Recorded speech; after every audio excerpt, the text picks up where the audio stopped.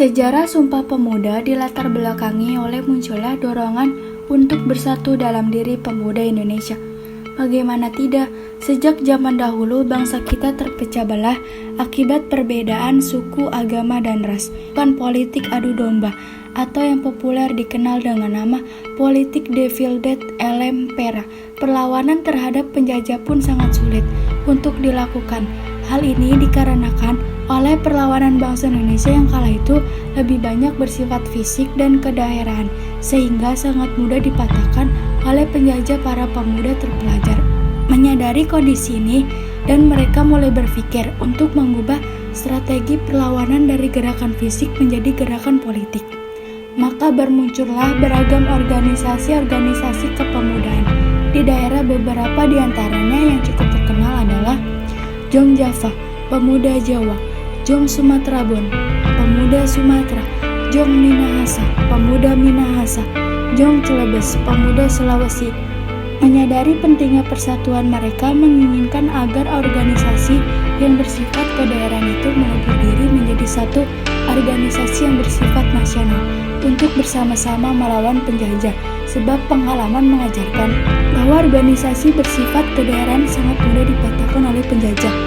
Maka semua akhirnya bersepakat melakukan kongres. Kongres itu dikerjakan untuk menyatukan organisasi kepemudaan yang saat itu terpecah belah.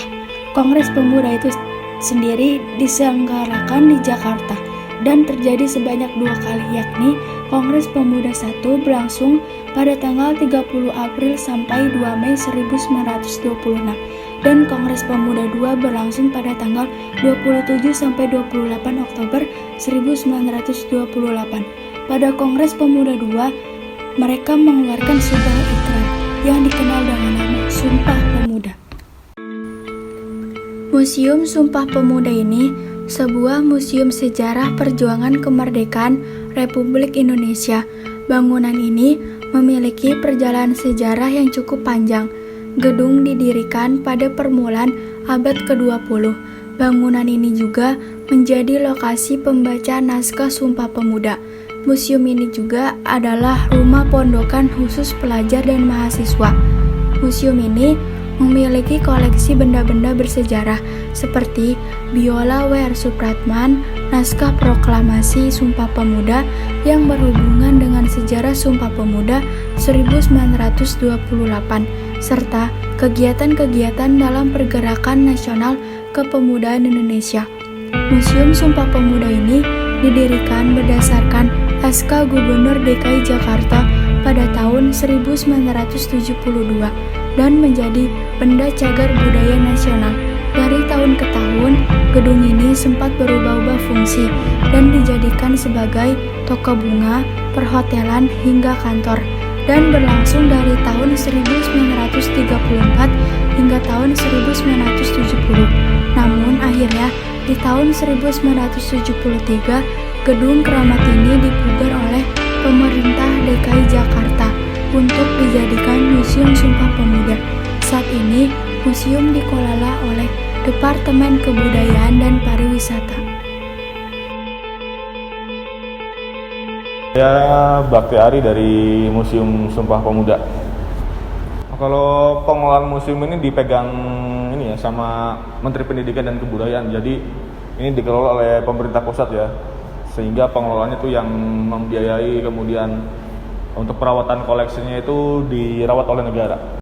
Karena di museum ini ya, tepatnya di ruang Kongres Pemuda 2 itu diselenggarakan Kongres Pemuda 2. Nah, Kongres Pemuda 2 ini menghasilkan keputusan yang namanya itu Ikrar Sumpah Pemuda, kemudian juga didengarkan pertama kali lagu Indonesia oleh W.R. Supratman ya, sehingga hasil-hasil dari keputusan Kongres Pemuda ini kemudian nantinya diperjuangkan oleh para pemuda hingga mencapai Indonesia merdeka. Nah, inilah salah satu sebab kenapa museumnya ada di Museum Sumpah Pemuda.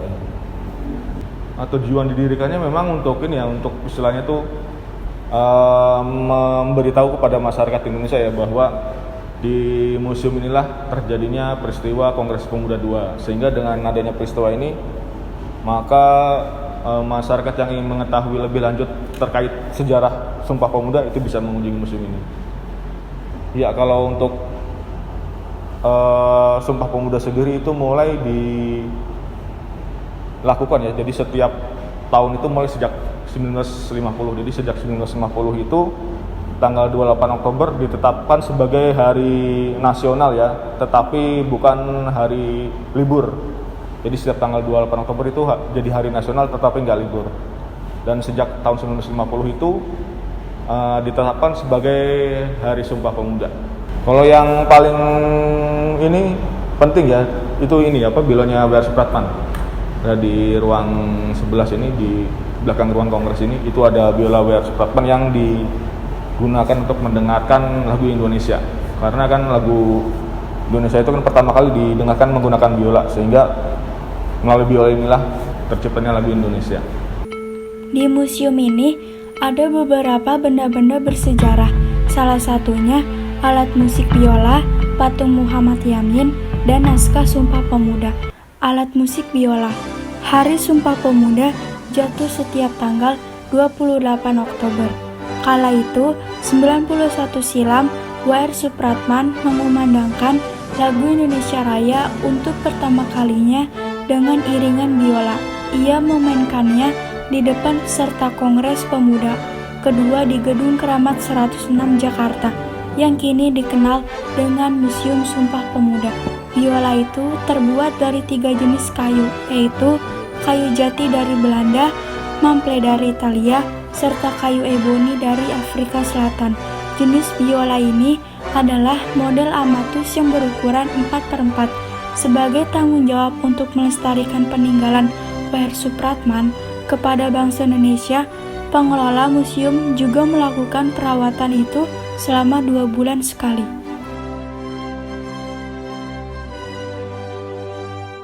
Salah satu patung yang berada di Museum Sumpah Pemuda, yaitu Muhammad Yamin, adalah sekretaris panitia Kongres Pemuda II. Ia merupakan alumnus Red School Gate School atau Sekolah Tinggi Hukum 1932. Ia pernah menjadi ketua Jong Sumatra Bond, anggota Gerindo dan Voklasran. Pada Kongres Pemuda kedua, ia berhasil merumuskan Sumpah Pemuda. Naskah Proklamasi Sumpah Pemuda. Kerapatan Pemuda-Pemudi Indonesia diadakan oleh perkumpulan-perkumpulan pemuda Indonesia yang berdasarkan kebangsaan dengan namanya Jong Java, Jong Sumatera atau Pemuda Sumatera, Pemuda Indonesia, Sekarokon, Jong Islam itu, Jong Malaksbon, Jong Celebes, Pemuda Kaum Betawi dan Perhimpunan Pelajar-Pelajar Indonesia membuka rapat pada tanggal 27 dan 28 Oktober tahun 1928 di negeri Jakarta. Sesudahnya mendengar pidato-pidato pembicaraan yang diadakan di dalam kerapatan tadi, sesudahnya menimbang segala isi-isi pidato dan pembicaraan ini. Pertama, kami putra dan putri Indonesia mengaku bertumpah darah yang satu tanah Indonesia. Kedua, kami putra dan putri Indonesia mengaku berbangsa yang satu bangsa Indonesia. Ketiga, kami putra dan putri Indonesia menjunjung bahasa persatuan bahasa Indonesia. Selain ketiga benda sejarah yang tadi di Museum Sumpah Pemuda ini, ternyata masih banyak benda-benda bersejarah lainnya. Salah satunya, di Museum Sumpah Pemuda masih menyimpan barang-barang peninggalan organisasi kepanduan yang juga menjadi saksi sejarah Sumpah Pemuda yang dilaksanakan pada tanggal 28 Oktober 1928. Sekarang, kepanduan sudah berubah menjadi nama Pramuka, dan dengan melihat adanya benda-benda kepanduan seperti seragam, kotak P3, pisau, catatan, dan ikat pinggang di dalam museum menggambarkan perjuangan organisasi kepanduan di Indonesia saat itu. Saat tahun 1920, kepanduan sudah harus disebarkan di seluruh negara oleh sang pengagas Baden Powell. Lalu masuklah kepanduan itu ke Belanda, dan di sana pada masa itu kepanduan dinamakan sebagai Pathfinder. Sementara di Indonesia istilahnya dikenal sebagai NIPV, di mana kepanduan hanya untuk anak Belanda saja. Dikarenakan beratnya perjuangan pemuda Indonesia untuk mempertahankan kepanduan, Maka di rapat terakhir Sumpah Pemuda, kepanduan menjadi materi pembahasan rapat yang dilakukan selama 2 hari itu. Kini, ruangan kepanduan itu sudah memiliki patung seorang wanita yang sedang memakai busana pramuka dan sedang melakukan gerakan hormat yang menghadap ke koleksi. Koleksi peninggalan organisasi kepanduan itu ada bendera Info. Bendera Info adalah peleburan 2 organisasi kepanduan atau NPO dan JIPO. NPO didirikan di Bandung pada tahun 1923, sedangkan JIPO di Jakarta pada tahun 1926 di Bandung. Keduanya bergabung menjadi Info sebagai lambang identitas. Info mempunyai bendera berukuran 84 cm kali 120 cm berwarna merah dan putih.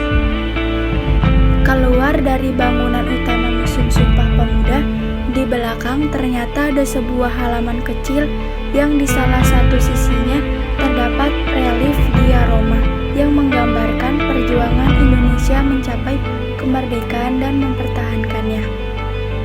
Selain itu, ada Monumen Persatuan Pemuda. Monumen Persatuan ini diresmikan oleh Menteri Negara Pemuda dan Olahraga Hayono Isman pada tanggal 24 Oktober 1994. Adapun maksud tangan yang dikepal adalah sebagai simbol kekuatan yang didasari dengan persatuan dan kesatuan para pemuda. Museum Sumpah Pemuda ini dibuka untuk umum setiap hari Selasa sampai dengan hari Minggu dari pukul 8 pagi hingga pukul 4 sore, dan setiap hari Senin atau hari-hari besar nasional museum ini ditutup. Museum Sumpah Pemuda letak lokasinya berada di Jalan Keramat nomor 106 Jakarta Pusat.